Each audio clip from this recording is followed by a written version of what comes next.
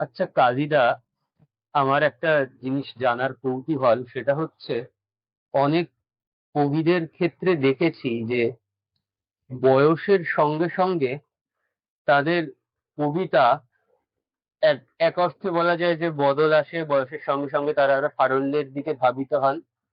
আবার অন্য দিক দিয়ে দেখতে গেলে বয়সের সঙ্গে সঙ্গে তার কবিতার যে বাঁধন বা যে দৃঢ়তা, সেইটাও আস্তে আস্তে শিথিল হতে থাকে। চেতনায় যদি কোনো বেদনাবোধ না জন্মায়, তাহলে আমি আজ পর্যন্ত কিছু লিখিনি। আপনার সব কবিতাই বেদনাবোধ জাগে।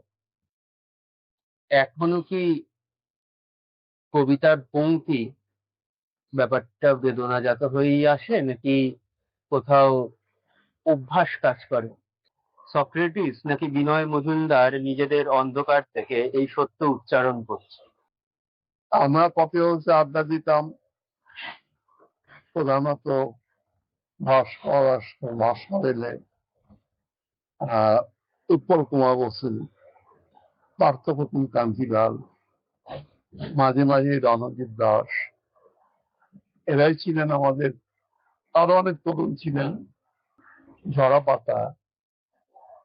নগ্ন ও দুর্বল নারী কিভাবে বসেছে কাছে, সেই কথা একদিন স্বগতোক্তির মতো বলছে অনেক।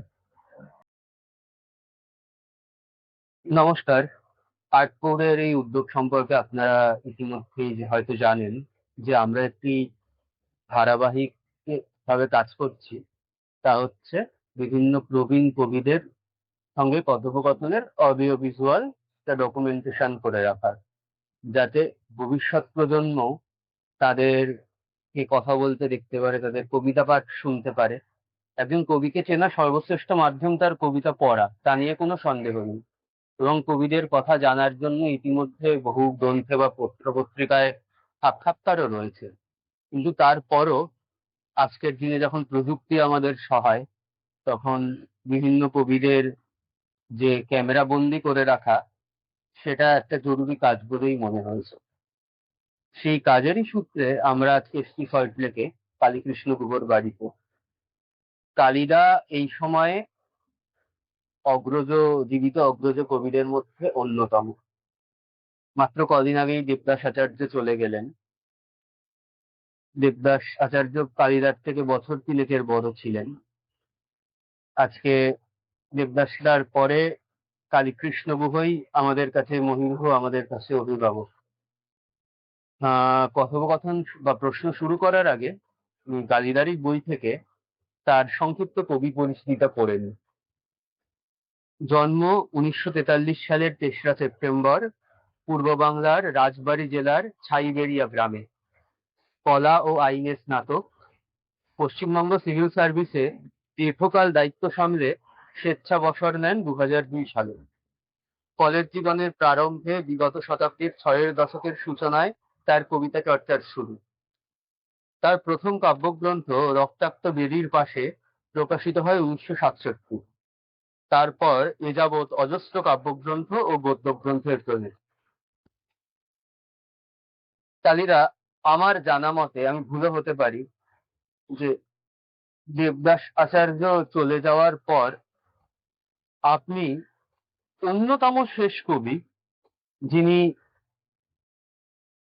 দেশভাগের সাক্ষী, এবং শৈশবে হলেও, এবং যার শৈশব স্মৃতিতে দেশভাগ সামান্য হলেও থাকলে থাকতে পারে। এবং আপনি কি দেশভাগের দ্বারা প্রভাবিত, মানে উদ্বাস্তু? আর দেশভাগ হয় 47-এ, তখন আমার বয়স 4 বছর। হুম। তাহলে দেশভাগ, আমি অত্যন্ত গ্রামে আমার জন্ম এবং বাড়ি ছিল। তাহলে দেশভাগ হচ্ছে কিনা, সেটা কি হচ্ছে অতটা তখন বুঝতে পারিনি। পরে যখন দেখলাম যে প্রতিবেশী হিন্দুরা এক একদিন হিন্দুস্তানে চলে যাচ্ছে, এই কথা কানে আসতো, তখন বুঝলাম যে এই দেশ মুসলমানদের দেশ, হিন্দুদের কোনো জায়গা নেই। এরকম একটা বার্তা ফিসফিস করে বলা হতো, প্রকাশ্যেও বলা হতো নিজেদের মধ্যে, এবং হিন্দুদের এই দেশ ছেড়ে চলে যেতে হবে, এই বার্তা শুনতাম এবং ভয় পেতাম। তারপর 1957 সালে এদেশে আমাদের কোনো ঠাঁই ছিল না, ফলে বাধ্যতায় আমরা ওখানেই ছিলাম। কিন্তু কোনো আত্মীয়র বাড়িতে আমার ভাই বোনদের অনেককে পাঠিয়ে দেওয়ার চেষ্টা করা হতো। সেইভাবে আমাকে পাঠানো হলো আমার এক আত্মীয় বাড়িতে, দুঃসম্পর্কের, কিন্তু আসলে তারা খুবই কাছে হয়ে গিয়েছিলেন। 1957 সালে, আহ অর্থাৎ আমার তখন 14 বছরে পা দিয়েছি।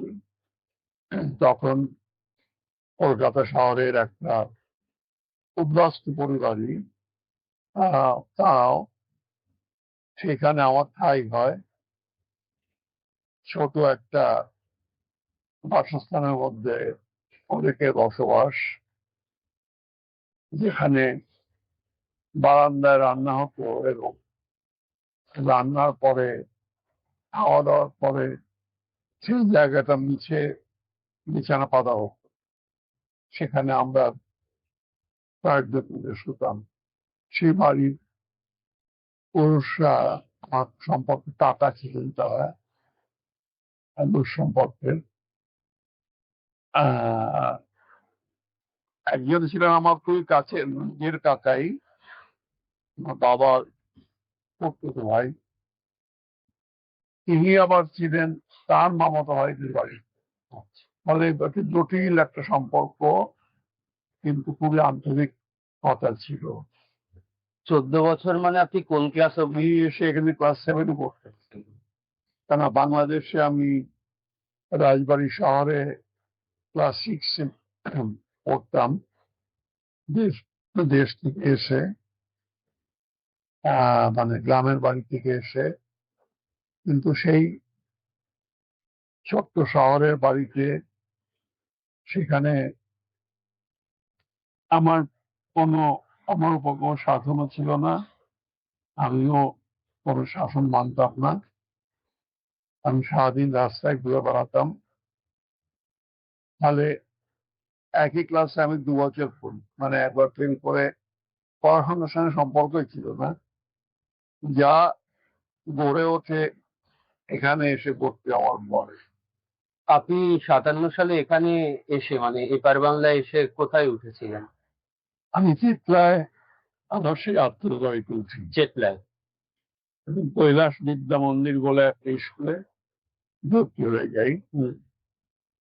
তখন স্কুলে গিয়ে আমার কাকা আমাকে ভর্তি করে দিয়ে আসেন।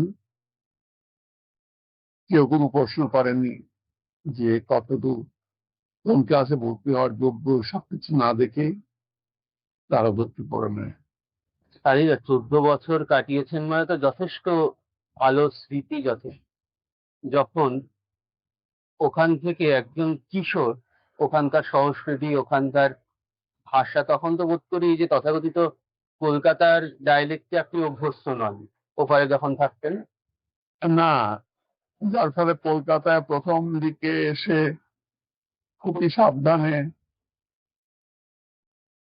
কোন কথা কিভাবে বলা উচিত সেটা খুব সাবধানে খেয়াল করতে হতো, এবং সেরকম ভাবে নকল করে করে কলকাতার ভাষা শিখেছি, এবং কিছু কিছু বিদ্যুৎ শুদ্ধ করতেই হয়েছে।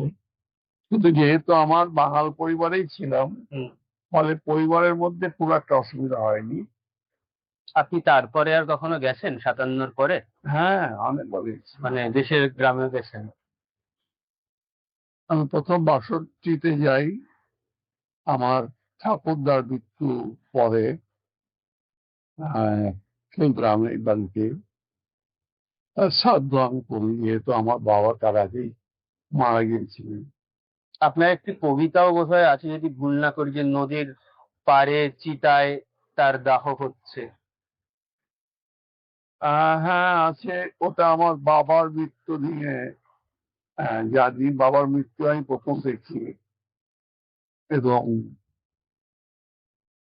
সেই প্রথম একটা গাছ কাটা হয় বাবাকে পোড়ানোর জন্য, মনে আছে। তখন আমার বয়স 8। আচ্ছা, অনেকের যেমন এরকম একটা ভাবনা কাজ করে, হয়তো আপনার থেকে বেশি সময় যারা ওপার বাংলায় কাটিয়েছেন তাদের মধ্যে দেখেছি, ধরুন আমাদের যে আগের প্রজন্ম, ধরুন আমার বয়সের নিরিখে ঠাকুমা, ঠাকুরদা, ওই বয়স থেকে, তাদের মধ্যে একটা অতৃপ্ত চাওয়া বরাবর কাজ করতো যে যদি ফিরে যেতে পারতাম, যদি থাকতাম। এই অনুভূতি আপনাকে কখনো তাড়িত করেছে? না, একদমই না, একদমই না। সবসময় মনে মনে হয়েছে যে আর ওই ভয়ের পরিবেশে ফিরব না। ওটা আপনি কি প্রত্যক্ষভাবে কিছু না, দেখেছেন? না, না। কিন্তু অনেকেই এসে ভয় পেয়েছে, গল্পগুলো শুনেছি, এবং একদিন ভোরবেলা উঠে দেখলাম, শুনলাম যে আমাদের পাশের বাড়ির মানুষেরা রাত্রিবেলা পালিয়ে চলে গেছে হিন্দুস্তানে। সেই প্রথম ভয়ের শুরু, যে এখানে থাকলে আমাদের জীবন সংশয় হতে পারে। তারপর থেকে এখনো মনে হয় আমার আত্মীয় স্বজন এখনো বাংলাদেশে আছে, তারা এক ধরনের ভয়ের মধ্যে থাকে। তাহলে আমার আর ওই রোমান্টিসিজম নেই, কিন্তু কল্পনায় এখনো আমার শৈশবের বাড়ি, তার পুকুর, তার চারপাশে গাছপালা, এর মধ্যে আমার এক ধরনের বসবাস বলা যায়। আমি আমার শৈশবের কথা একটা লেখাও লিখেছি, সেটা গত জন্মের কথা। আমার মনে হয় সেটা ছিল আমার গত জন্ম। আমিও নিজেও প্রায় 15 বছর ধরে আপনার কবিতা তো পড়ছি, বিভিন্ন পত্র পত্রিকাতেও আপনার কবিতা দেখেছি। পত্র পত্রিকার তো একটা নির্দিষ্ট ক্রম থাকে যে বয়সের দিক দিয়ে যিনি যত অগ্রজ সেই ক্রমে সাধারণত সাজানো হয়। আস্তে আস্তে আস্তে আস্তে সাম্প্রতিক কালে কালীকৃষ্ণ গুহ সূচিপত্রের প্রথম নামটি হয়ে দাঁড়িয়েছেন অনেক পত্রিকাতে। এই বিষয়টি কি আপনাকে আনন্দ দেয় না একাকিত্ব দেয়? মানে আমাদের দেশে বয়স্কদের প্রতি সম্মান দেখানোর একটা স্বাভাবিক রীতি আছে। তবে আমার কবিতা ছোট পত্রিকাগুলোতে এখন, যেহেতু আমার থেকে বড় কেউ আর লেখেন না, বয়সে বড়, ফলে আমার কবিতা অনেক ক্ষেত্রেই শুরু জায়গা পায়, আর এটা স্বাভাবিক নিয়মই হয়। হুম, যেমন আনন্দবাজার পূর্বের সংখ্যায় আমার লেখা চেয়েছিল, আমি বলেছিলাম যে আমি দেখেছি যে আপনাদের পত্রিকায় জয় গোস্বামী বা সুবোধ সরকারের কবিতা দিয়ে শুরু হয় ছন্দবাবুর মৃত্যুর পরে। আমার কবিতা যদি আপনারা নেন তাহলে এদের নিচে ছাপা যাবে না, এইটা আপনারা আলোচনা করে আমাকে জানান। তারপরে আমাকে জানাননি। পরের বছর আবার যখন টেলিফোন করেন আনন্দবাজার থেকে, আমি বললাম যে আমি জীবনে প্রথম আনন্দবাজার থেকে লেখার নিয়ন্ত্রণ পাচ্ছি। কিন্তু গত বছর যে শর্ত কথা বলেছিলাম সেটা মনে আছে তো? তখন ওরা বললেন হ্যাঁ মনে আছে। তখন আমি কবিতা দিলাম এবং ওরা প্রথমে ছাপলেন, এবং ওই যে ওদের নিজেদের কয়েকজন শ্রেষ্ঠ কবি বলে মনে করতেন, জয় জয় তখন আর লেখেন না আনন্দ পত্রিকায়, সুরজ সরকার কে দিয়ে শুরু হতো, তাকেও দেখলাম।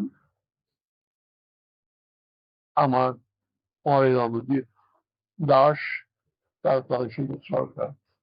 না, আমার এই প্রশ্নটার পেছনের যে গূঢ় জিজ্ঞাসা সেটা হচ্ছে যে আপনার অগ্রজ কবিরা একে একে প্রায় সকলেই চলে গেছেন। এখন আমাদের এই কবিতা জগতে আপনি হচ্ছেন সর্বজনমান্য একজন অগ্রজ। এই যে অবস্থানটি, এই অবস্থানের অনুভূতিটা কিরকম? এই অবস্থান সম্পর্কে প্রথম কথা বলি যে এখনো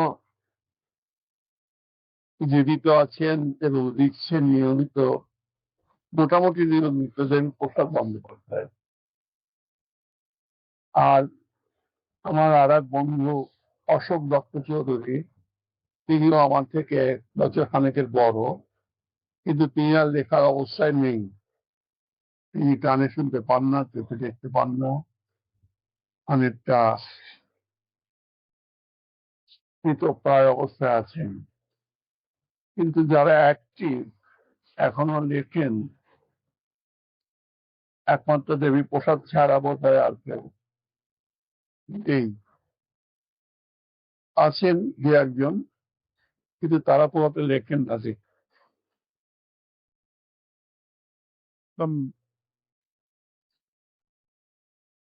এ নিয়ে আর কি বলতে পারি বলো?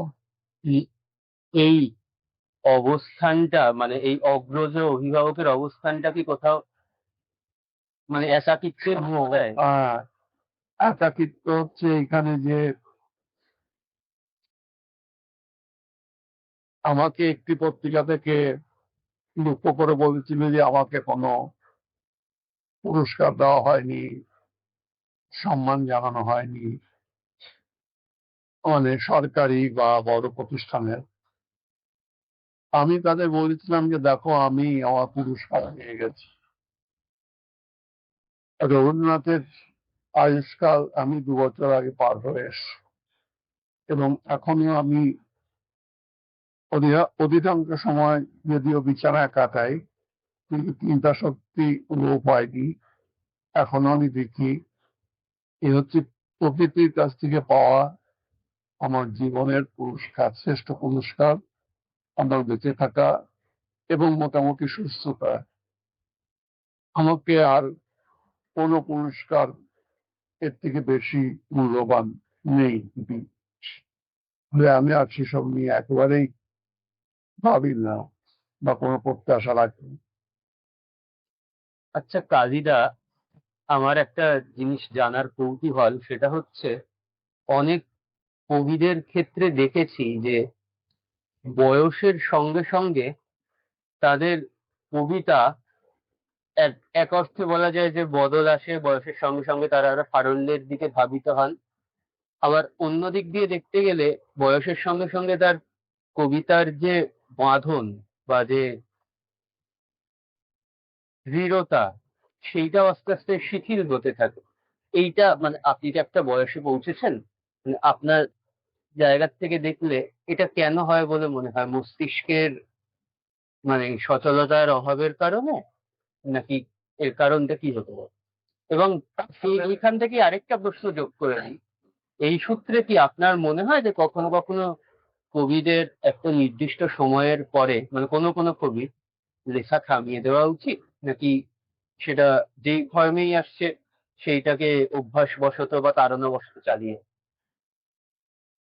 আমার নিজের সম্পর্কে বলতে পারি যে আমার চেতনায় যদি কোনো বেদনাবোধ না জন্মায়, তাহলে আমি আজ পর্যন্ত কিছু লিখিনি। আপনার সব কবিতাই বেদনাবোধ জাগে?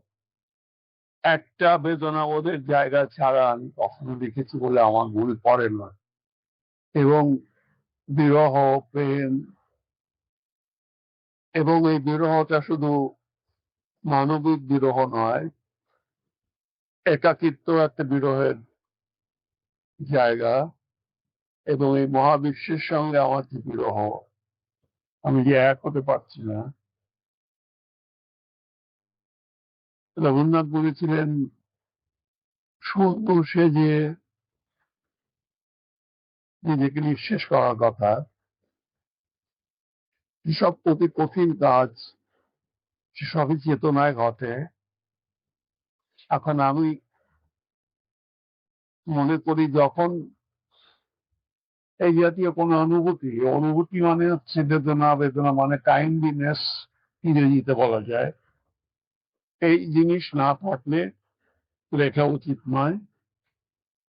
এবং যদি এটা কারো হারিয়ে যায়, মনের মধ্যে এটা তৈরি না হয়, তাহলে তার লেখার কোনো দাম নেই, সে লেখা কোথাও পৌঁছয়নি। শুধুমাত্র আমি সমাজে লেখক হিসেবে পরিচিতি পাওয়ার জন্য লিখেই যাব, এটা অবশ্যই আমার মনে হয় না যে সমর্থন পেতে পারে। আমি গত কয়েক বছর লিখেছি, কি অনেক বেশি লিখেছি, হয়তো লেখা শিখির হয়েছে, হয়তো লেখা কিছুটা একঘেয়ে হয়েছে, তা সত্ত্বেও অনুভূতিহীন কোনো লেখা লিখেছি বলে আমার মনে হয় না। আপনি তো প্রায় 65 বছর কবিতা লিখছেন। এখনো কি কবিতার পংক্তি ব্যাপারটা বেদনাজাত হয়েই আসে, নাকি কোথাও অভ্যাস কাজ করে? মানে প্রথম পংক্তি আসার জায়গা থেকে বলছি। এটা বললাম তো, এটা বোঝানো বা ব্যাখ্যা করা খুব মুশকিল, নিজেরও বোঝার অসুবিধা হয়। আহ, কিন্তু শেষ পর্যন্ত আমি আবারও বলবো, যদি আমার মনে যদি কোনো অনুভূতির না জন্ম হয়, যে অনুভূতিটাই বেদনা বোধ, সেটার জন্ম না হলে আমি লিখতে পারি না। কিন্তু আমি সমস্ত রকম ছন্দে কবিতা লিখেছি, অশ্ববিচ্ছেদ ব্যাপী, আবার গদ্যেও লিখেছি। ছন্দে লিখতে গেলে অনেকটা সচেতন থাকতে হয়, একটা শ্রমের জায়গা থাকে। অনেক সময় সেই শ্রমটা যখন করতে ইচ্ছা হয় না, শুধু কথাটার স্থাপন দেওয়ার ইচ্ছা হয়, তখন অনেক সময় কবিতা লিখেছি গদ্যের আকারে, বা গদ্য কবিতা বলা যায়, বা লাইন দেবী, যা অনেক অনেক লিখেছি। 60-এর দশকে যখন আপনি কবিতা লেখা শুরু করলেন, প্রত্যেক তরুণ কবিতা প্রয়াসী যখন কবিতা লিখতে আসে, তখন তো কবিতার অগ্রজদের কবিতা পাঠ একটা তার প্রস্তুতির অংশ। সেই সময় আপনি তাদের তাদের কবিতা পড়তেন, পড়তাম সবারই কবিতা, তখন যাবে না না পছন্দের, হ্যাঁ, পছন্দের। হ্যাঁ, ধরুন আমি তার যদি মধ্যে সময় যাদের সঙ্গে আমি বেশি একসময় সময় কাটিয়েছি, যাদের আহ দ্বারা প্রভাবিত হয়েছি বলা যায়, মানে ব্যক্তিত্বের প্রভাব, চিন্তার দ্বারা প্রভাবিত, তাদের মধ্যে অবশ্যই আলোক সরকার, অলোকরঞ্জন দাশগুপ্ত, এদের সঙ্গে খুব মিশেছি। এবং অসম্ভব প্রিয় কবি ছিলেন আমার বীরেন্দ্র চট্টোপাধ্যায়। এই তিনজনকে আমি সবসময় আলাদা জায়গায় রাখি। হ্যাঁ, আপনি বীরেন্দ্র চট্টোপাধ্যায়ের কথা একাধিকবার বলেছেন আপনার। অজস্রবার ভেবেছি এবং সারাজীবনই বলে যাব হয়তো। আর তারও আগে মিশেছি যাদের সঙ্গে, এমন দুজন কবির কথা বলা যায়, একজন পবিত্র মুখোপাধ্যায় এবং আর একজন শামসুল হক। শামসুল হক আমাদের বন্ধু ছিলেন, তার কাছ থেকে অনেক কিছু শিখেছি, যেমন ভারতীয় পুরাণ বা স্বামীর অনেক জটিলতার জায়গা, এই সমস্ত গুলো তার কাছ থেকে শিখেছি। আচ্ছা, আপনারই একটা কবিতা পড়তে পড়তে একটা অংশ আমি উদ্ধৃত করছি। কবিতাটার নাম নিসর্গ। একটা কোটেশনের শেষে এই ভাষ্যকার সক্রেটিস নাকি বিনয় মজুমদার নিজেদের অন্ধকার থেকে এই সত্য উচ্চারণ করছে।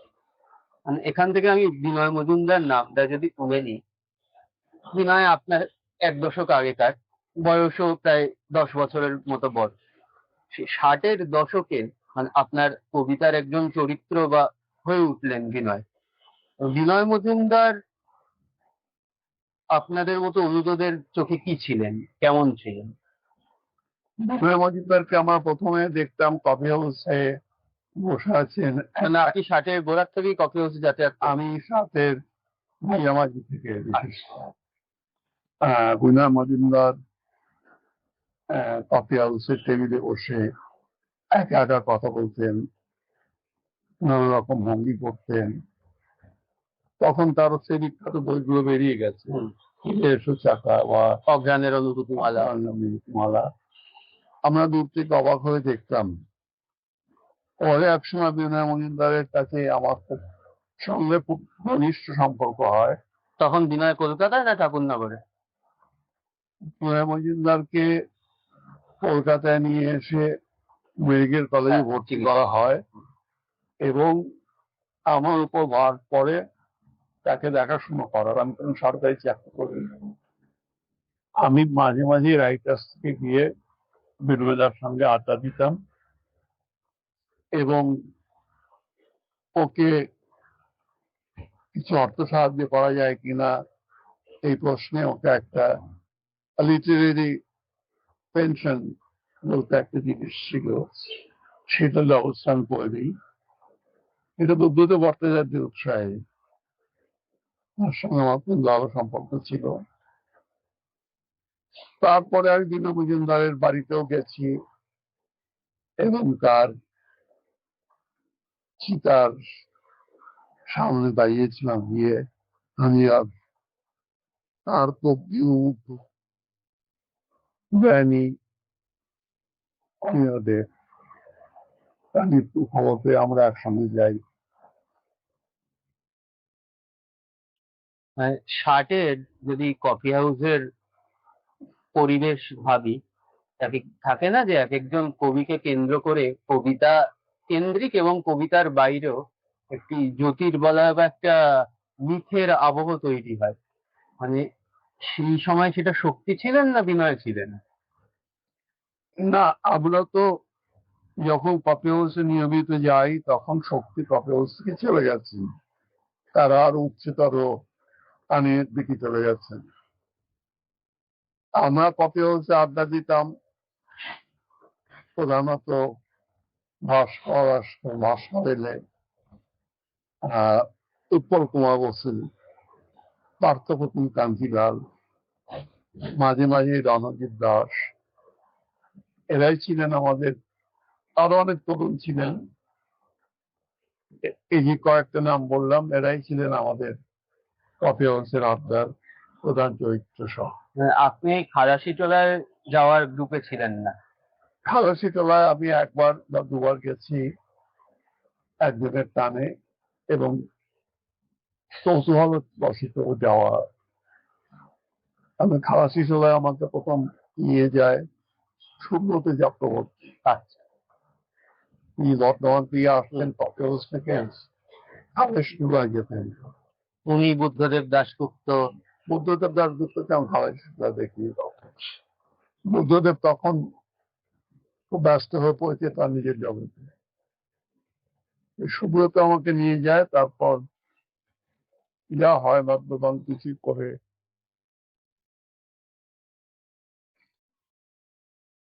তারপর সে চলে যায় হাওড়া স্টেশনে ট্রেন ধরার। আমি আরো হয়তো একবার গিয়েছিলাম তার সঙ্গে। আমার খুব উৎসাহ ছিল।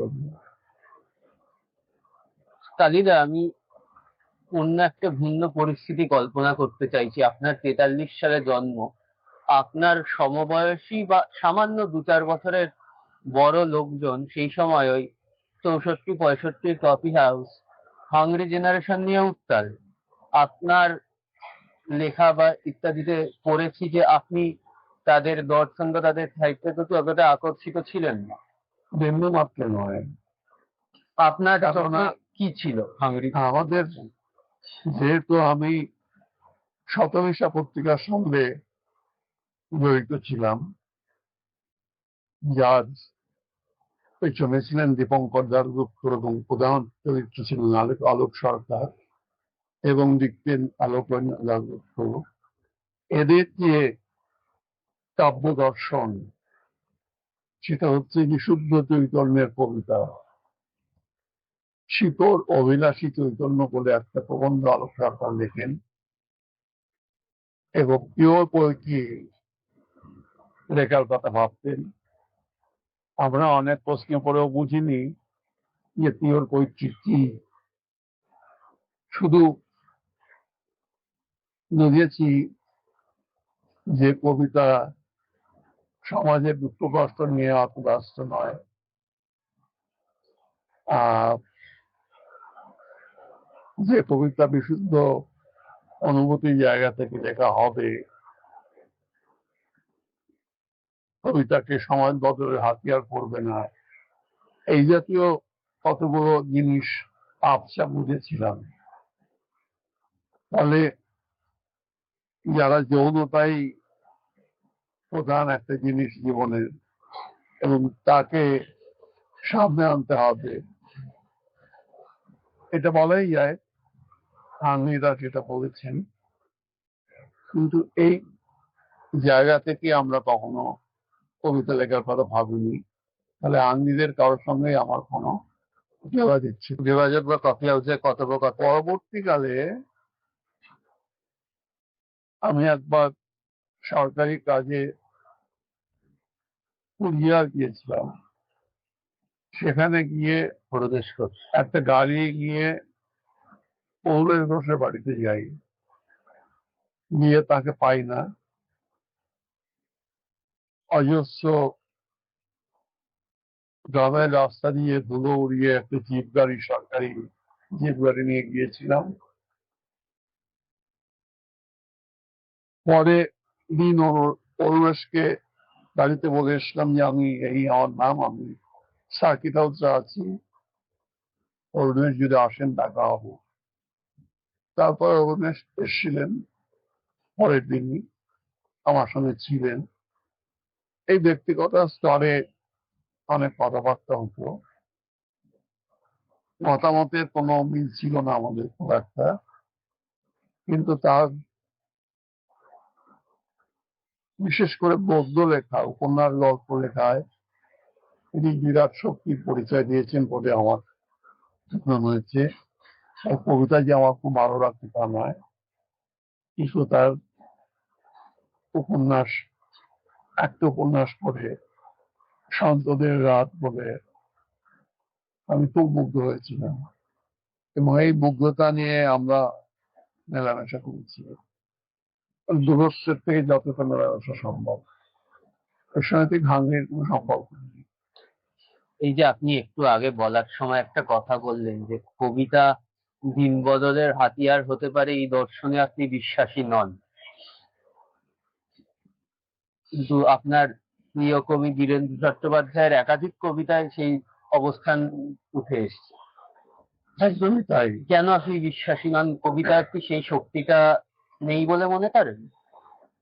বীরেন্দার সম্পর্কে যেটা আমার বলার, যে বীরেন্দা, আপনার, আচ্ছা, মণিভূষণ ভট্টাচার্য কি আপনার সমসাময়িক? হ্যাঁ, মণিভূষণ ভট্টাচার্য? ওর সঙ্গে আমার কোনো সম্পর্ক গড়ে ওঠেনি। উনি আমার থেকে একটু বড়, বছর কয়েকের। ওই সময় অনেককে আমি চিনতাম যারা সবসময় প্রতিবাদী কবিতা লিখতেন। হ্যাঁ, ওই 60-70-এর দশকের 58 থেকে শুরু করে পরবর্তী তার সময়টা আপনার কবিতায় সেভাবে ছাপ ফেলেছে প্রত্যক্ষভাবে বলতে মনে হয়। আপনার কবিতায় সেভাবে আসেনি, না, প্রত্যক্ষভাবে অন্তত তো আসেইনি। বীরেন্দা ছিলেন আমার মতে একজন বিশুদ্ধ কবিতা লেখক, তার দুটো অংশ, তার এত আশ্চর্য কবিতা আছে যা ব্যাখ্যা করা যায় না। অসাধারণ একজন কবি। তিনি এক সময় প্রতিবাদের কবিতা লিখেছেন, সেগুলো যান্ত্রিক নয়, সেগুলো এত অনুভূতিদীপ্ত, এত কাতর যে সেগুলো কবিতা হয়েছে। সেগুলো শুধু অপর উপর কর্তব্যবশত লেখা নয়। কিছু কবিতা তার হয়তো বা কর্তব্যবোধের জায়গা থেকে লিখেছেন ঠিকই, এই যে একজন প্রতিবাদী চরিত্রের মানুষ ছিলেন, কিন্তু তার দুটো সত্তা, একটা একদম সম্পূর্ণ বিশুদ্ধ কবিতা তিনি অনেক লিখেছেন। আমি সেই জায়গাটার ভক্ত ছিলাম। এ নিয়ে আমি লিখেওছি, অনেকগুলো গদ্যই লিখেছি বীরেন্দ্রকে নিয়ে। আমার প্রশ্নটাকে যদি দুটো ভাগে ভাগ করি, প্রথম প্রশ্নটা তো আগেও করলাম যে কবিতা কি দিন বদলের হাতিয়ার হতে পারে বলে আপনি মনে করেন না? আর এটারই কন্টিনিউশন একসঙ্গেই দেওয়া দিতে পারেন যে একজন কবি কি কোনো সমাজের প্রতি দায় থাকে কবিতা লেখার মাধ্যমে? বা ধরুন এই যে সমাজের যে বিভিন্ন ঘটনা, এবং তাতে প্রত্যক্ষ বা হ্যাঁ প্রত্যক্ষ প্রতিবাদের ক্ষেত্রে কি কবির ভূমিকা থাকা জরুরি, যেটা খানিকটা শঙ্করবাবুর ছিল? মানে আপনার কি চিন্তা?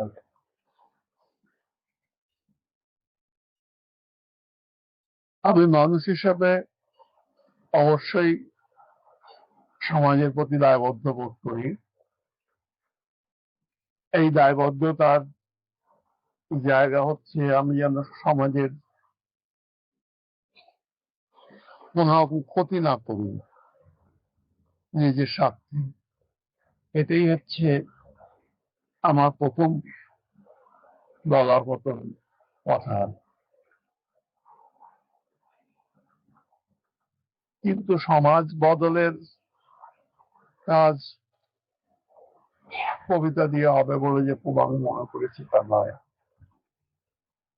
তবে কখনো কখনো স-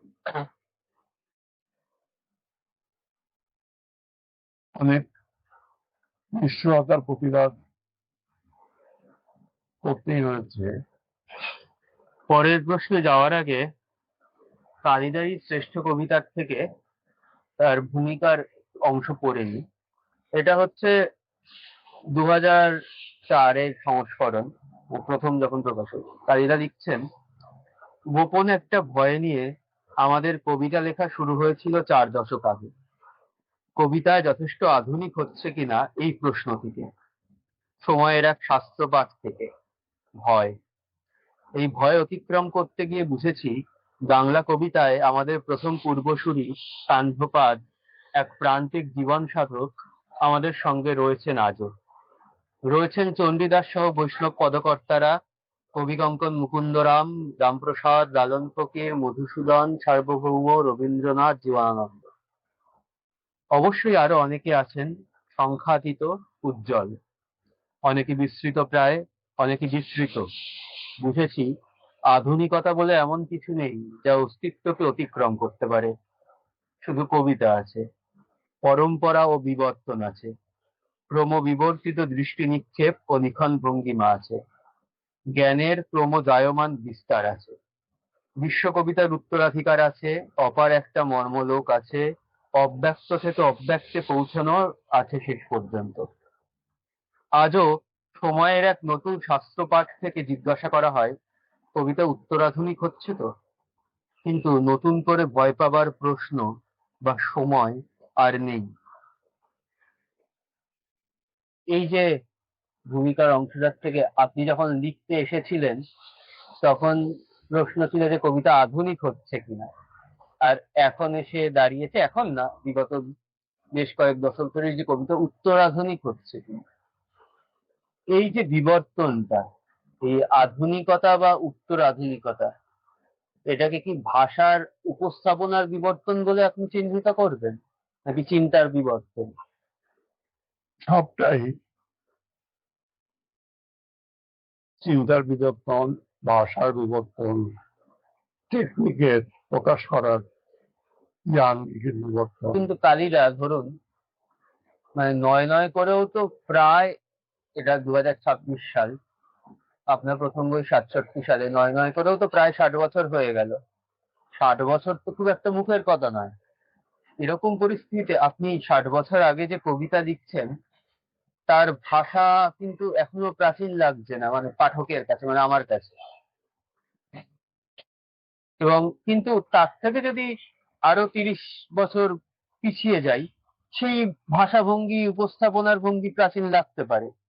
কিন্তু একটা বিবর্তনের মধ্যে দিয়ে এসে আপনারা বা আপনার আগের দশকের কবিরা যে জায়গায় দাঁড়িয়েছেন, সেই ভাষা 60 বছর উত্তীর্ণ করেও একেবারে নতুন প্রজন্মের একজন পাঠকের কাছে রিলেটেবল থেকে গেছে। এই বিষয়টা আমি জানতে চাইছি যে একটা সময়ের পর থেকে যে বাংলা কবিতা উত্তর প্রজন্মের সঙ্গেও সংযোগ স্থাপন করার ধারাবাহিকতা রক্ষা করতে পারবে ভাষার দিক দিয়ে, চিন্তার দিক দিয়ে, এইটার কতদিন থাকবে বলে আপনার মনে হয়? আপনি তো পাঠক হিসাবে সাম্প্রতিক কবিতাও পড়েন, আপনি সোশ্যাল মিডিয়ায় অ্যাক্টিভ, বিভিন্ন জনে কবিতা পড়েন। আপনার কি মনে হয় কোন দিকে যাচ্ছে আপনাদের উত্তরাধিকার? কোন দিকে যাচ্ছে এটা বলা তো কিভাবে বলবো, এক জায়গায় নেই, শুধু একটাই কথা বলতে পারি। দুটো, মানে আরেক একটা, ধরুন আজকের দিনে আপনি আপনার যাদের কবিতা ভালো লাগে ফেসবুকেই পড়েন বা নেই, আপনার কি মনে হয় যে এই কবিতাগুলো 60-70 দশকে লেখা যেত না বা লেখা হয়নি? মানে আমি না, হয়নি, যেতেও না, মানে যায়নি। যেমন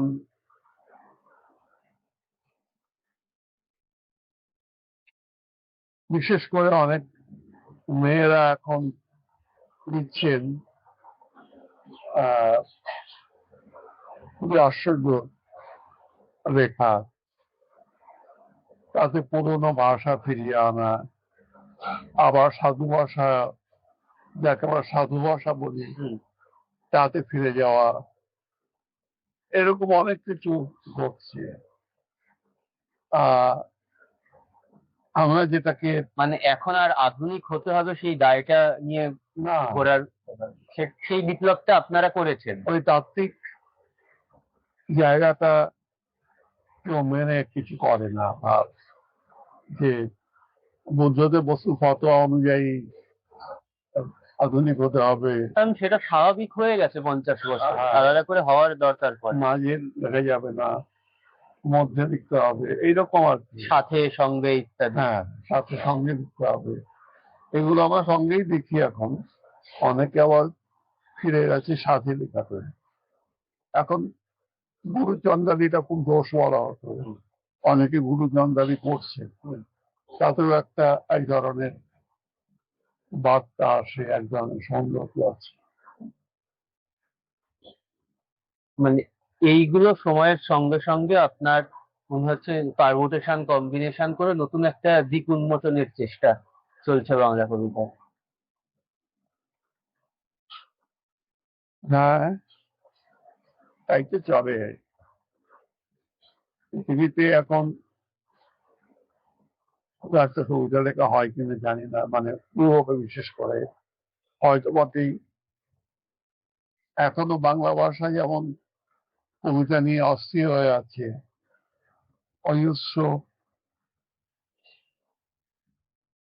কেন্দ্র তৈরি হয়েছে, পুরুলিয়া থেকে, কৃষ্ণনগর থেকে, জলপাইগুড়ি থেকে, বিভিন্ন কেন্দ্র থেকে কবিতা লেখা হচ্ছে, এমনকি আসামের বাঙালিরাও দিচ্ছেন।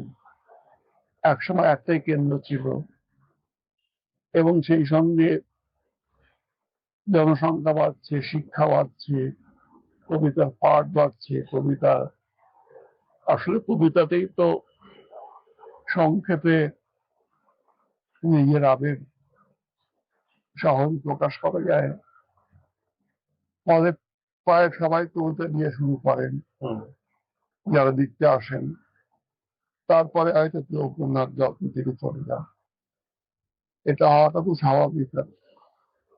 আচ্ছা, আজকে যদি কবি কালীকৃষ্ণ গুহ ঠিক করেন যে তিনি তার এই দীর্ঘ কবিতা চর্চায় দাড়ি টানবেন, সচেতন একটা ইতি ঘোষণা করেন নিজের, তাহলে তার মধ্যে কি কি আফসোস বা অভাববোধ থাকবে? আর আমি যত কবিতা অজস্র লিখেছি, কবিতা,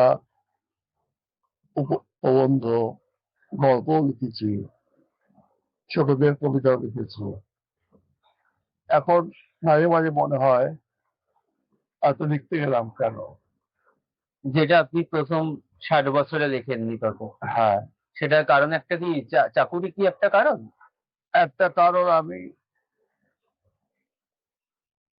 চাকরি ছেড়ে দেওয়ার পরে স্বেচ্ছায় ছেড়েছিলাম 2 বছর আগে, এবং চাকরিতে থাকলে আরো 2 বছর পরে আরো 5 বছর 7 বছর এমপ্লয়মেন্ট পেয়ে থাকতে পারতাম।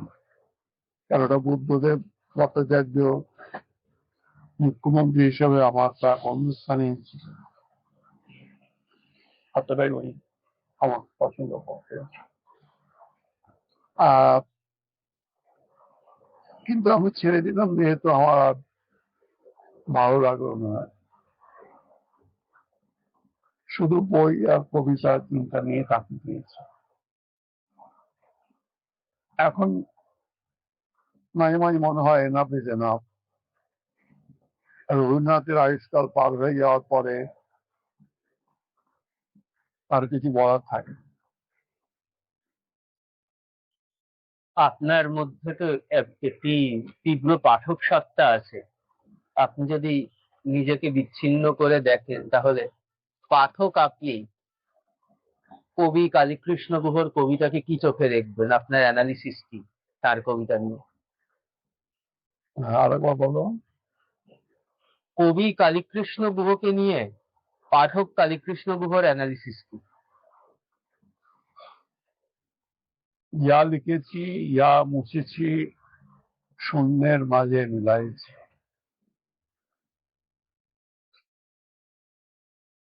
এগুলো কিছু থাকবে না,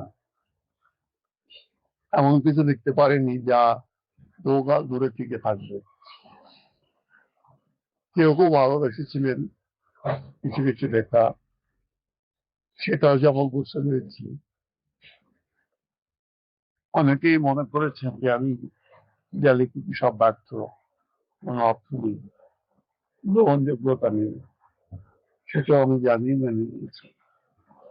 আচ্ছা, আমি একজন অশীতিপর কবির কাছে একজন তরুণের জিজ্ঞাসা হিসাবে জানতে চাইবো, আপনি যে এতদিন ধরে লিখছেন, আপনার এমন কখনো মনে হয়নি যে আমি এই যে লিখছি, আমার অবর্তমানে আমার লেখাগুলো কি সমাদর পাবে, কেমন হবে? বা এখনো দাঁড়িয়ে কি এইটা মনে হয় যে আমার অবর্তমানে আমার কবিতা কেমন হবে না হবে, মানে আমি শারীরিকভাবে চলে যাওয়ার পরও থেকে যাব কি যাব না, এই ভাবনাটা কি কোথাও হ্যাঁ, কাটতে পারে? বললামই তো, সব মুছে যাবে, হয়তো মুছতে 5-10-15 হয়তো সময় লাগবে। কিন্তু সেটা তো তাহলে ব্যক্তি আপনির ক্ষেত্রে নয় কালিদা, সেটা তো বহু কবির ক্ষেত্রে হতে পারে।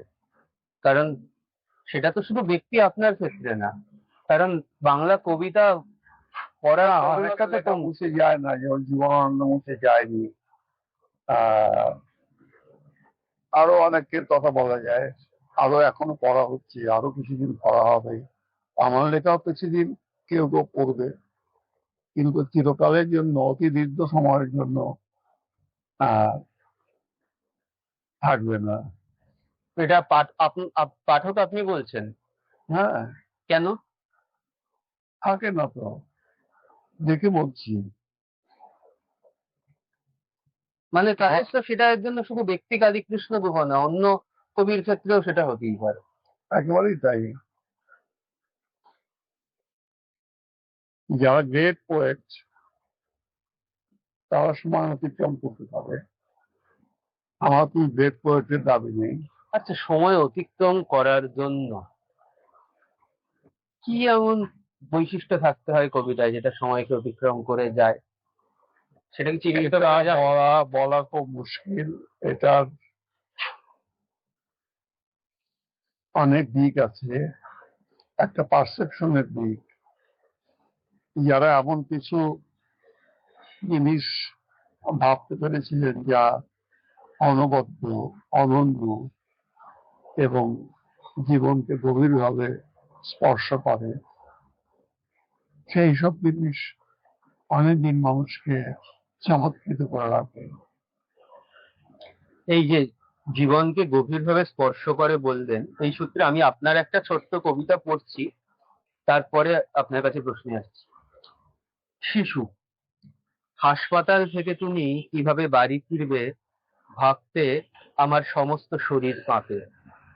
তুমি যখন তোমার শিশুটিকে দেখতে চাইবে, তখন কিভাবে বোঝাবো সে আমাদের বারান্দা ও উঠোন ছাড়িয়ে ভোরের আকাশে চলে গেছে।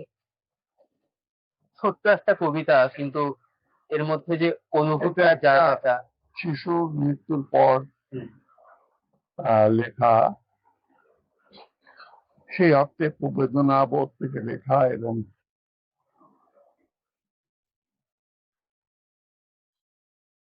তার একটা ইম্প্যাক্ট থাকে। তাহলে তো এই যে কবিতাটা পড়লাম, এখান থেকেই আমার শেষ প্রশ্ন, সেটা হচ্ছে, আপনার এই দীর্ঘ কবিতা জীবনে বরাবর একটা শান্ত, অনুচ্চকিত স্বর আপনি বহন করেছেন। আপনার কবিতা কখনো খুব উত্তেজিত হয়নি, খুব উচ্চ স্বর বহন করেনি। একটা মন্দ্র, গম্ভীর এবং বিষণ্ণতা জারিত একটা পথ আপনি 60 বছর ধরে পেরিয়েছেন। এটা তো পেরিয়েছেনই, এটা তো পাঠক মাত্রেই বলবো। কিন্তু এটা কি আপনার ব্যক্তি, আপনি স্বভাবের জন্য? কারণ আরো তো একটু ক্রুদ্ধ হওয়ারও তো পথ ছিল, সেই পথটা আপনি কেন কখনো নেননি? শেষ কথাটা কি বলছে? সেই ক্রুদ্ধ হওয়ার বা অসন্তুষ্ট হওয়ারও তো পথ ছিল কবিতায়, সেই দিকটাকে আপনি কেন সেইভাবে নেননি? সেইটাকেও কেন একটা নম্র অনুযোগের দিকে নিয়ে গেছেন? এটা হচ্ছে স্বভাবের কথা। আমার স্বভাব সেদিকে ঘুরাতে যায়নি। দু একটা পদের কথা আমি লিখেছি, দু একটা অপমানের উত্তরও আমি দিয়েছি, সেগুলো খুবই কম। সেটা আমার চরিত্র নয়। আমি আপনাকে শেষে অনুরোধ করব, যদি আপনার দুটো কবিতা আপনি একটু পাঠ করেন, আপনার নিজের পছন্দের।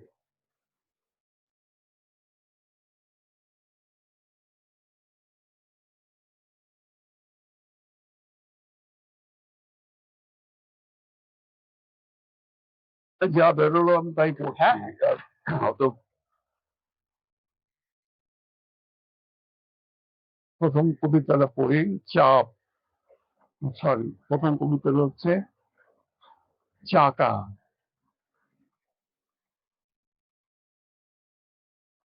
জেগে আছো, আমি আজ এখানে ঘুমাই। চায়ের দোকান ছিল শিরীষ গাছের নিচে, ফাঁকা বেঞ্চ, রক্ত ঝরা পাতা, নগ্ন ও বিহ্বল নারী কিভাবে বসেছে কাছে, সেই কথা একদিন স্বগতোক্তির মতো বলছে অনেক। তারপর চাকা ঘুরে গেছে,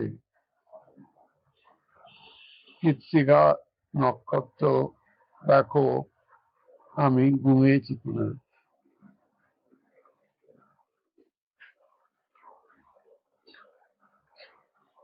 আর একটা কবিতা পড়ছি, হাওয়া দেয়।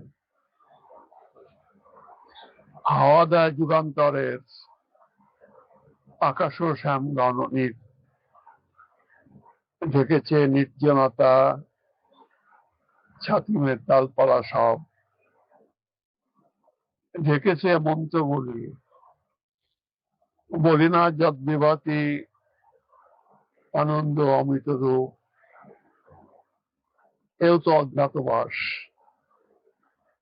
ও আকাশ দেখা অতীত, যেখানে মেঘলা দুপুর বিরহের জন্ম দিল, যেখানে নিঃস্ব হলাম। ও হাওয়া যুগান্তরের আনোয়াজ মৈত্রেয়ীকে, যদিও তোমার শহর, তবু সে প্রশ্ন করে। আমরা আজকের কথোপকথন এখানেই শেষ করি। কালিদার সঙ্গে অনেকক্ষণ কথা হলো, আমার বেশ কিছু প্রশ্ন ছিল, জানলাম। সেই প্রশ্নের সূত্রে কালিদার নিজস্ব যে দৃষ্টিভঙ্গি সেগুলোও ফুটে উঠলো, এবং সর্বজনমান্য অগ্রজ কবি বলতে যে হাতে গোনা কয়েকজন আছেন তার মধ্যে একজন কালিদা। তার কাছে আসতে পারাটা এবং তাকে প্রশ্ন করতে পারাটাই সৌভাগ্যের। এবং আমরা যে উদ্দেশ্য নিয়ে এই অডিও ভিজুয়াল সিরিজটি শুরু করেছিলাম তার একটা অন্যতম মাইল ফলক হয়ে থাকলো কালিদার অন্তর্ভুক্তি।